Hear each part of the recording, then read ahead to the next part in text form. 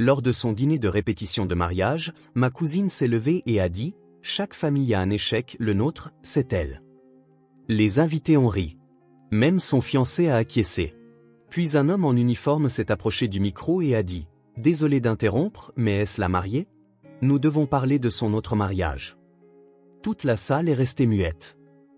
Avant de commencer l'histoire, n'oubliez pas d'aimer et de vous abonner à la chaîne pour voir plus d'histoires comme celle-ci. Au dîner de répétition de ma cousine Marina, elle a levé son verre, a souri comme si elle portait un toast, et a dit « Chaque famille a son raté. La nôtre, c'est elle ». Elle m'a pointé du doigt. Les gens ont ri. J'ai regardé autour de la table. Ces demoiselles d'honneur ricanaient derrière leur flûte de champagne. Son fiancé, Todd, a eu un sourire en coin, comme si ce n'était qu'une autre blague inoffensive. Même ma propre mère a esquissé un sourire crispé, comme pour ne pas paraître coincée en refusant de jouer le jeu. Je suis resté impassible. C'était l'astuce. Ne pas broncher. Ne pas leur donner cette satisfaction. J'ai pris mon verre de vin, j'ai bu une gorgée, et j'ai fait comme si la remarque m'avait glissé dessus. À l'intérieur, c'était comme un coup de poing dans les côtes. Je n'étais pas surprise. Marina me faisait des coups comme ça depuis des années, me piquant, déguisant ça en simple taquinerie, puis se cachant derrière une foule qui la laissait toujours s'en tirer. Depuis que nous étions enfants, j'étais celle qui ne cadrait pas. Celle qui n'était pas allée à l'université, qui ne portait pas de ton pastel à Pâques, qui ne souriait pas assez largement sur les photos. Celle qui s'était engagée dans l'armée au lieu de rejoindre sa sororité. Il s'en fichait quand je suis rentré à la maison l'année dernière. Pas de panneau de bienvenue, pas d'appel, pas même un texto. C'était comme si j'avais échoué discrètement d'une manière qui leur permettait de se sentir mieux dans leur peau. Comme si être différente était quelque chose dont il fallait avoir honte. Et ce soir-là, je n'étais qu'un accessoire dans le petit événement parfait de Marina, une autre blague à lancer entre les plats. Mais ensuite, les portes d'entrée se sont ouvertes. Des portes en bois lourdes, larges et lentes, ont grincé derrière nous. Au début, personne n'a regardé, mais je l'ai entendu. Des bottes sur le carrelage, le cliquetis du métal, le bruit de quelqu'un qui marche avec détermination. La pièce est devenue juste assez silencieuse pour que quelques têtes se tournent. Un homme en uniforme est entré. Tenue de cérémonie de l'armée, chaussures cirées, coupe nette, épaules carrées, un dossier soigneusement rangé sous son bras. Il a balayé la pièce du regard calmement, puis s'est dirigé vers la table d'honneur où Marina et Todd étaient assis sous des guirlandes lumineuses. J'ai pensé qu'il était peut-être là pour moi. Je me suis légèrement levé. Il ne m'a même pas regardé. Il s'est arrêté au micro, l'a tapoté une fois, puis a parlé d'un ton ferme et professionnel. Mes excuses pour l'interruption. La mariée est-elle présente ? La salle est devenue silencieuse. Marina s'est figée. Oui, c'est moi. L'homme a hoché la tête. Mademoiselle Marina Val, nous devons vous parler concernant votre autre mariage. Au début, personne n'a réagi. C'était comme si les mots n'avaient pas de sens, comme si nos oreilles n'avaient pas encore compris ce que nous entendions. Puis la signification a frappé. J'ai vu les yeux de Marina s'écarquiller. Todd a lentement tourné la tête vers elle. « Ton quoi ?» a-t-il demandé. La bouche de Marina s'est ouverte, mais aucun son n'en est sorti. Elle était pâle, comme si son fond de teint ne pouvait contenir la chaleur qui montait sous sa peau. L'officier s'est tourné vers Todd. Elle est actuellement toujours légalement mariée au caporal James Ridley. Nous avons les documents au dossier. Ce mariage n'a pas été annulé ou légalement dissous. Des fourchettes ont heurté des assiettes. Quelqu'un a halté. Des chaises ont bougé. Le son des respirations retenues a rempli la pièce. Et à ce moment-là, je n'ai pas eu besoin de dire un mot. Je n'ai pas eu à me défendre ou à expliquer qui j'étais, pourquoi j'étais parti, pourquoi je ne portais ni talons, ni maquillage, ni ne postais de photos en peignoir de satin assorti avec 10 autres demoiselles d'honneur. Je me suis simplement rassise, j'ai posé mon verre sur la table et j'ai regardé la femme qui avait passé des années à m'appeler le raté de la famille devoir enfin s'expliquer.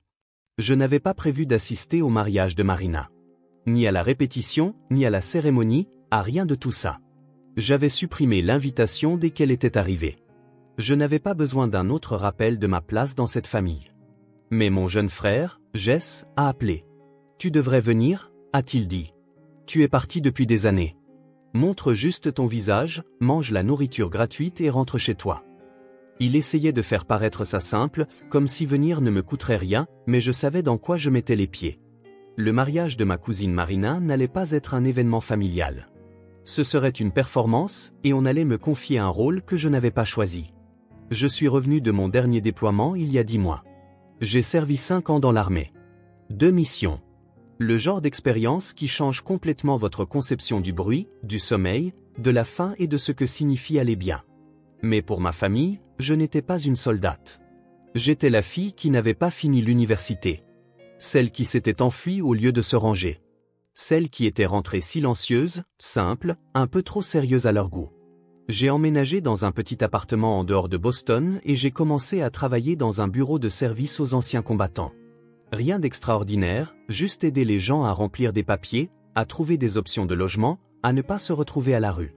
Cela me donnait un but. Pas une seule fois quelqu'un dans ma famille ne m'a posé de questions à ce sujet. Ma mère, Karen, disait aux gens que je retombais sur mes pieds, comme si j'avais trébuché. Mon père, Doug, essayait de garder le contact, mais finissait la plupart du temps par dire ce qu'il ne fallait pas. Marina s'en sort très bien, mentionnait-il dans chaque conversation, comme si son succès était une carte que j'avais refusé de suivre. Et puis il y avait Marina elle-même. Nous étions proches, avant. Quand nous étions petites, nous jouions ensemble constamment. Elle était sauvage et théâtrale. J'étais plus calme. Elle me racontait des secrets. Je les gardais. Ça a changé en grandissant. Quelque part entre le collège et le bal de promo, je suis devenu quelqu'un qu'elle se contentait de tolérer. Elle a découvert la popularité. J'ai découvert la solitude. Elle s'est dirigée vers les projecteurs. J'ai dérivé vers l'arrière-plan. Au moment où je suis parti pour l'entraînement de base, elle me remarquait à peine lors des réunions de famille. Elle appelait ça la phase d'Émilie. La dernière fois que nous nous sommes trouvés dans la même pièce avant le mariage, c'était aux funérailles de mon grand-père. Elle a passé plus de temps à parler du traiteur que de l'homme dans le cercueil. Alors, quand Jess m'a demandé de venir au dîner de répétition, j'ai hésité. Il était mon seul frère, le seul qui ne me traitait pas comme une étrangère dans ma propre famille. Il m'admirait quand nous étions enfants. C'était toujours le cas. Je pense que je lui devais au moins une soirée. Le dîner avait lieu dans un lieu au bord d'un lac, à environ 1 heure de notre ville natale. Des lumières blanches enroulées autour des arbres, des lanternes de verre flottant sur l'eau, des tables disposées en parfaite symétrie avec des centres de table qui semblaient coûter plus cher que mon loyer. Je suis arrivé dans une robe noire, simple, repassée, modeste. J'ai gardé mes cheveux lâchés, sans maquillage. Je ne voulais pas être remarquée, juste être assez présente pour dire que j'étais venue. À l'intérieur, Marina ressemblait à une couverture de magazine. Les cheveux bouclés en vagues, les lèvres peintes en rouge vin, un diamant qui criait pour attirer l'attention même quand sa main était immobile. Elle était entourée de demoiselles d'honneur en rose poudré. Et Todd, son fiancé, se tenait à côté d'elle comme un fier accessoire. Quand elle m'a vu, son sourire a changé, ni large, ni chaleureux, juste assez pour s'assurer que le photographe ne capte rien d'anormal. Elle s'est approchée, m'a serré dans ses bras comme si nous étions amis. Émilie, wow, je n'arrive pas à croire que tu sois venue. J'ai dit à tout le monde que tu étais trop occupée à escalader des montagnes, je ne sais pas, à réparer des chars. Je travaille dans un centre pour anciens combattants, ai-je dit. Elle a cligné des yeux comme si j'avais parlé une autre langue. Oh, c'est bien. Elle s'est tournée pour me présenter à Todd. Il m'a serré la main et m'a offert le même sourire que les gens réservent au personnel de service et aux chauffeurs Uber. Amical, vide. Je me suis assise à la table près de mes parents. Ma mère m'a accueilli avec « Tu as l'air fatiguée, ma chérie ». Mon père m'a fait un signe de tête ferme, puis a commencé à parler d'impôts fonciers avec l'homme à côté de lui. Je me suis assise à côté de Jess, qui s'est penchée et a murmuré « Tu te débrouilles très bien. Respire et ça passera ». Je ne voulais pas être là, mais j'y étais. J'étais venu. Je pensais que ce serait peut-être suffisant. Je ne le savais pas encore, mais cette nuit-là serait la dernière fois que quelqu'un dans ma famille verrait Marina comme avant, et ce serait la première fois qu'il me verrait, moi. Le dîner a commencé comme tous les autres événements familiaux, poli en surface et tendu en dessous. Des serveurs flottaient entre les tables avec des plateaux de vin et de hors-d'œuvre. La voix de Marina dominait la musique douce alors qu'elle riait trop fort aux histoires de ses amis. Son fiancé Todd se tenait près d'elle, hochant la tête comme s'il était toujours dans la confidence, même quand il n'écoutait pas. J'étais assise entre Jess et un cousin que je n'avais pas vu depuis le collège. Il parlait de trading boursier. Je hochais la tête poliment. Mes yeux revenaient sans cesse sur Marina. Elle jouait son rôle comme toujours, donnant l'impression que tout ce qui la concernait était facile. Les gens se penchaient quand elle parlait, riaient plus fort que nécessaire et souriaient trop longtemps après la fin de la blague. Quand les discours ont commencé, son père, mon oncle Henri, s'est levé le premier. Il a remercié tout le monde d'être venu, a souhaité la bienvenue à la famille de Todd avec une blague sur le fait d'avoir survécu à la phase « Britzia » et a porté un toast à l'avenir du couple. Il y a eu des rires et des tintements de verre. Puis la demoiselle d'honneur de Marina a parlé. Puis l'un des frères de Todd, gentil, ennuyeux, prévisible. Puis Marina s'est levée. Elle n'a pas attendu les applaudissements ou l'attention. Elle l'avait déjà.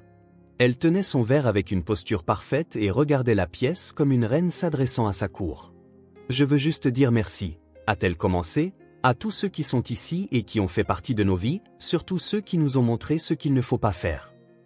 Il y a eu quelques gloussements. Elle a tourné les yeux vers moi, me fixant. « Chaque famille a cette personne, n'est-ce pas ?» a-t-elle dit, son ton léger, enjoué. Celle qui n'a pas tout à fait réussi. Celle qui n'a pas encore trouvé qui elle est. Dans notre cas, eh bien, elle est assise juste là. Elle a pointé, son doigt m'a vraiment pointé.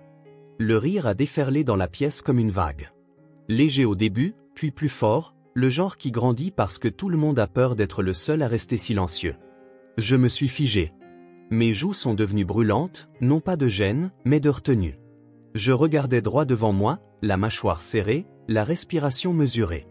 Todd souriait, hochant la tête. Chaque famille en a besoin d'une, a-t-il ajouté avec un petit rire. Ça pimente les choses. Plus de rire. Ma mère a ri aussi, d'un rire aigu et gêné, comme si elle essayait d'effacer le malaise. Mon père a baissé les yeux sur sa serviette. Jess n'a pas ri. Il a marmonné quelque chose dans sa barbe. Je n'ai pas compris. Ma gorge s'est nouée, mais je n'ai pas parlé. Je n'ai pas bougé. J'ai juste gardé les yeux sur mon verre d'eau, regardant la condensation perler et couler sur le côté. J'avais affronté pire. J'avais marché sous une chaleur qui pouvait faire cloquer la peau. J'avais dormi avec mes bottes aux pieds à côté de gens qui risquaient de ne pas se réveiller. Mais cette nuit-là, dans cette pièce parfaitement décorée, entourée de parents et d'étrangers prétendant me connaître, je me sentais complètement seul. Le rire s'est calmé. Marina a poursuivi son discours, faisant comme si la blague n'avait pas d'importance, mais elle en avait. C'était intentionnel. Elle voulait que tout le monde se moque de moi parce que ça la faisait briller davantage. J'ai pensé à me lever. J'ai pensé à sortir par la porte d'entrée et à ne jamais regarder en arrière. Mais quelque chose en moi refusait de la laisser gagner comme ça. Je suis resté. Quelques minutes plus tard, le dernier toast s'est terminé. Le dessert était servi quand les portes au fond de la pièce se sont ouvertes. Au début, personne n'a remarqué. La musique était revenue. Le cliquetis des fourchettes sur les assiettes à gâteau remplissait l'air. Puis, une silhouette est entrée. Grande, coupe nette, en uniforme de cérémonie de l'armée. Sa présence a changé l'atmosphère de la pièce. Avant même qu'il ne parle, quelque chose dans sa démarche a fait taire les gens. Une par une, les têtes se sont tournées. Quelques personnes ont chuchoté. Le brouhaha s'est estompé. Il s'est dirigé vers l'avant de la salle d'un pas calme et délibéré, tenant un dossier sous son bras. Les talons de ses chaussures cirées claquaient sur le parquet comme un métronome. Il s'est arrêté au micro. Sa voix était égale, formelle, pas forte, mais autoritaire. Mes excuses pour l'interruption. La mariée est-elle présente? Marina s'est levée. Oui, je suis Marina. Je dois vous parler, a-t-il dit, concernant votre autre mariage. La pièce est tombée dans un silence si profond qu'il semblait physique, un vide. Todd tourna lentement la tête vers elle. De quoi parle-t-il? Marina ne répondit pas. Ses lèvres s'entr'ouvrirent, mais aucun son n'en sortit. L'officier ne broncha pas. Mademoiselle Marina Val, vous êtes toujours légalement mariée au caporal James Ridley. Ce mariage n'a pas été légalement dissous. Nous avons les documents au dossier. On m'a demandé de vous en informer dans le cadre d'une enquête officielle. Les gens la fixaient. Les parents de Todd chuchotaient maintenant. Ma mère avait la main sur la bouche. Mon père était assis, figé, les yeux écarquillés. L'expression de Marina s'est fissurée. Le masque est tombé. Elle a regardé autour d'elle comme si elle cherchait une réplique, une sortie, un moyen de s'expliquer. Mais le mal était déjà fait. J'ai baissé les yeux sur mon assiette. Je n'avais pas touché mon dessert. Mon estomac était vide et dur. Elle avait essayé de m'humilier, de me remettre à ma place. Et maintenant son monde parfait s'effondrait devant tout le monde. La pièce était tombée dans un silence complet, le genre qu'on n'oublie pas. Pas le silence d'une accalmie ou d'une pause gênante, mais celui qui engloutit un espace. Les gens se regardaient, mais personne ne savait quoi dire. Les mots de l'officier flottaient dans l'air. Marina était toujours debout à la table d'honneur. Elle ressemblait à une statue. Ses doigts étaient crispés sur le bord de sa chaise. Sa poitrine se soulevait et s'abaissait rapidement, mais elle ne disait pas un mot.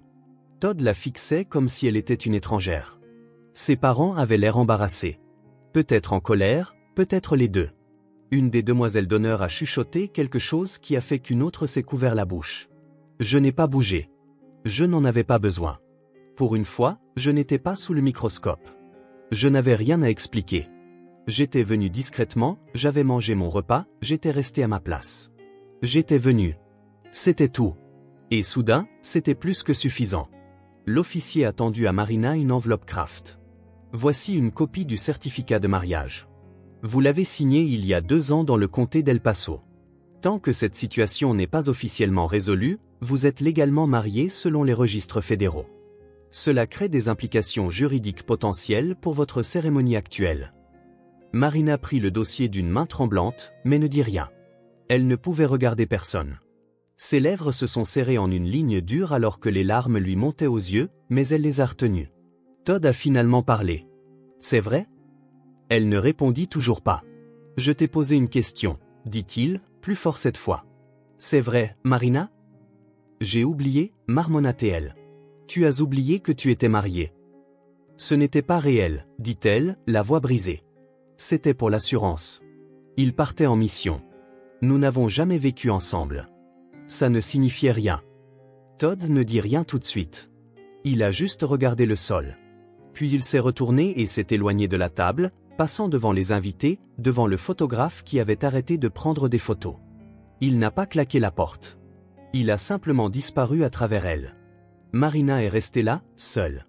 L'officier a fait un signe de tête polie et est sorti par où il était entré.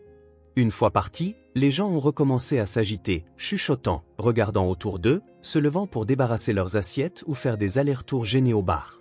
Je suis resté assise un long moment. Puis j'ai croisé le regard de Jess. « Ça va ?» a-t-il demandé doucement. « Bien » ai-je dit. « Tu n'étais pas au courant ?» J'ai secoué la tête. « Non. Je ne l'aurais pas gardé pour moi si ça avait été le cas. » Il a hoché la tête, regardant toujours Marina. Je suppose qu'elle s'est enfin surpassée. J'aurais pu me lever à ce moment-là. J'aurais pu dire quelque chose. Demander si quelqu'un pensait encore que j'étais le raté de la famille. Demander si cela comptait comme l'un des choix de vie impeccables de Marina. Mais je ne l'ai pas fait. Je ne me sentais pas triomphante. Je n'avais pas besoin d'en rajouter. La vérité avait fait son effet toute seule. Je n'avais rien à faire. Au lieu de ça, je me suis levé lentement, j'ai mis ma veste sur mes épaules et j'ai regardé la porte. Puis je me suis tourné vers ma mère. Elle avait l'air stupéfaite, toujours assise avec un verre de vin à moitié plein à la main. « Je m'en vais » ai-je dit. Elle a cligné des yeux et m'a regardé. « Émilie, ça va ?» ?»« Je vais bien » ai-je dit. Mon père s'est levé aussi. « Tu ne veux pas de dessert ?» ?»« Non. » Je me suis tourné vers Jess. « Tu restes un peu ? Tu veux que je te ramène ? J'ai ma voiture. Envoie-moi un texto quand tu seras rentré, a-t-il dit. Il m'a fait une brève étreinte. En passant devant la table d'honneur, Marina était affalée sur sa chaise, fixant les papiers dans sa main. Personne ne lui parlait. Pour une fois, elle n'était pas le centre de l'attention. Elle n'était qu'une autre personne qui avait fait un choix et devait enfin en assumer les conséquences. Et pour la première fois depuis des années, ce n'était pas de moi qu'il chuchotait. Je n'étais pas invisible. Je n'étais pas la chute d'une blague. J'étais juste une femme qui avait servi, qui était rentrée chez elle et qui avait gardé son intégrité. Une femme qui avait survécu à plus que quiconque dans cette pièce ne pourrait jamais comprendre. Je n'ai pas non plus claqué la porte. Je suis sorti tranquillement, calme, stable et imperturbable. Et pour la première fois depuis longtemps, j'ai senti que je n'avais plus rien à prouver. Je me suis dirigé vers ma voiture sous un ciel sombre, scintillant d'étoiles froides. Le vent venant du lac était vif, mordant la peau de mes bras alors que je déverrouillais la portière et me glissais sur le siège conducteur. Je suis resté là, les mains sur le volant, respirant profondément. Je n'étais pas en colère. Je n'étais même pas surprise. J'étais juste rempli de quelque chose que je n'avais pas ressenti depuis longtemps. Pas de la joie, pas de la vengeance, juste de la clarté. À l'intérieur de ce lieu lumineux, le monde parfait de ma cousine s'était fissuré. Elle s'était moquée de moi devant toute notre famille. Et 5 minutes plus tard, son propre secret était exposé d'une manière qu'elle ne pouvait ni déformer ni excuser. Mais ce n'était pas une question de karma ou de justice. C'était un changement que je sentais en moi. Une limite enfin tracée. Un fardeau enfin lâché. Mon téléphone a vibré dans le porte-gobelet. C'était Jess. Ça va? Ouais, et toi? Marina est partie en pleurant. Todd est parti. Tout le monde fait comme si de rien n'était. J'ai souri pour moi-même. Un sourire amer mais tranquille. Ça ressemblait bien à notre famille. Cacher la pagaille sous le tapis et continuer de sourire pour la photo. Rentre chez toi. Tu ne leur dois rien. J'ai démarré la voiture et je me suis engagé sur la route, les phares fendant les arbres. En conduisant, j'ai pensé à tout ce qui avait mené à cette nuit. Les années où l'on m'a dit que j'étais moins que les autres. Les regards, les blagues, la façon dont mes parents ne m'ont jamais défendu, la façon dont Marina n'a jamais manqué une occasion de faire de moi un symbole d'échec pour se sentir plus grande. Et pourtant, je n'avais jamais essayé de la surpasser. Je n'avais jamais révélé ses secrets ni ne m'étais abaissé à son niveau. J'avais simplement continué, vécu ma vie avec une dignité tranquille, même quand personne ne le remarquait. Le lendemain matin, j'ai reçu un appel de mon père. Je n'ai pas répondu. Puis il a envoyé un texto, « On peut parler ?» J'ai attendu quelques heures avant de le rappeler. Sa voix était fatiguée. Il m'a demandé si j'allais bien, si j'avais entendu ce qui s'était passé. Je lui ai dit que j'avais été là pour tout. Elle ne le pensait pas, a-t-il dit. Si, elle le pensait, ai-je répondu. Elle l'a toujours pensé. Il est resté silencieux. Puis il a soupiré. Je suis désolé que tu aies été entraîné là-dedans. Je n'ai pas été entraîné là-dedans. J'ai été ciblé. Une autre pause. Plus longue cette fois. Je sais que tu te sens à l'écart de la famille depuis un moment. C'est de notre faute. Nous n'avons pas compris ce dont tu avais besoin. Vous n'avez pas essayé de comprendre. Tu as raison. Il n'a pas essayé de se défendre après ça. Il n'a pas essayé d'expliquer son comportement ou le mien. Il n'a même pas demandé pardon. Il a juste dit qu'il espérait que je viendrais quand même au mariage, qui à ce stade était clairement annulé. J'espère qu'elle va bien, ai-je dit. Et je le pensais. Je ne détestais pas Marina. J'avais pitié d'elle. Toute sa vie avait été une performance, une question de contrôle du récit. Elle avait passé tellement de temps à essayer de paraître parfaite qu'elle avait oublié d'être honnête. Une semaine plus tard, j'ai reçu une lettre par la poste. Manuscrite. Pas d'adresse de retour, mais l'écriture était familière. Émilie, je ne sais pas quoi dire, sauf que tu ne méritais pas ce que j'ai fait. J'ai fait une blague à tes dépens parce que je pensais que c'est ce que les gens attendaient de moi, parce que j'étais peu sûr de moi et égoïste. Tu n'as rien fait de mal. Tu es juste venue et tu m'as rappelé à quoi ressemble la vraie force. Je suis désolé, Marina. Je ne lui ai pas répondu. Certaines excuses n'ont pas besoin de réponse. Parfois, le silence qui suit est suffisant. À la place, j'ai épinglé la lettre sur mon frigo avec un aimant en forme de plaque d'identité militaire.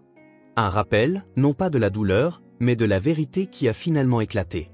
Un mois plus tard, on m'a demandé de prendre la parole lors d'une table ronde locale d'anciens combattants. J'ai dit à une salle pleine d'inconnus qu'on n'a pas toujours la famille qu'on mérite. Parfois, on a celle qui nous apprend exactement qui nous sommes en nous comprenant constamment de travers. Après l'événement, une femme s'est approchée de moi, les yeux brillants de larmes. Elle a dit « Merci. Ma fille est dans l'armée. » Je n'ai jamais su comment lui parler sans qu'elle se sente rabaissée. Je pense que je m'y suis mal prise. Je lui ai serré la main. Il n'est pas trop tard pour bien faire. En partant ce soir-là, j'ai réalisé que je n'avais jamais été le raté. J'avais été le bouc émissaire de leurs insécurités. J'avais construit ma vie de mes propres mains. J'avais porté mon silence comme une armure, pas comme une honte. Et pour la première fois, je me suis enfin vu comme je méritais d'être vu. 2 mois se sont écoulés avant que je ne revoie l'un d'eux. Le mariage de Marina a été officiellement annulé. Il n'y a pas eu de grande annonce, pas d'explication envoyée aux invités. Pas de photos de suivi publiées, juste le silence. Ses réseaux sociaux sont devenus sombres. Son site web de mariage a été supprimé. En ce qui concerne la famille, c'est devenu une autre chose dont nous n'étions pas censés parler, quelque chose qu'ils espéraient que les gens oublieraient. Mais je n'ai pas oublié. Pas parce que je voulais me venger, et pas parce que j'étais rancunière. Je m'en suis souvenu parce que pour la première fois, quelque chose s'était complètement fissuré, et tout le monde a dû faire face à la vérité. La réunion de famille suivante était l'anniversaire de mon père. Moins de monde, moins de distractions, pas de toast au champagne. J'ai hésité à y aller. Mais cette fois, je n'avais pas l'impression d'entrer en territoire ennemi. Je me sentais différente. Je me sentais d'égal à égal. Quand je suis entré, ma mère m'a fait un sourire discret. Pas de commentaires désobligeants sur ma tenue, pas de pics subtils sur ce que je faisais de ma vie, juste un vrai bonjour, presque prudent. Marina n'était pas là. Je me suis assise à côté de Jess et j'ai écouté la conversation tourbillonner autour de nous. Pour une fois, les gens ne m'ont pas interrompu. Ils ont posé des questions, de vraies questions, sur mon travail, sur ce que ça avait été de rentrer à la maison, sur ce que je voulais faire ensuite. J'ai répondu honnêtement. Je ne me suis pas faite plus petite pour qu'il soit plus à l'aise. Après le dîner, mon père m'a prise à part dans la cuisine. Il s'est appuyé contre le comptoir, les bras croisés. On a beaucoup pensé à cette nuit-là, a-t-il dit. Moi aussi, lui ai-je répondu.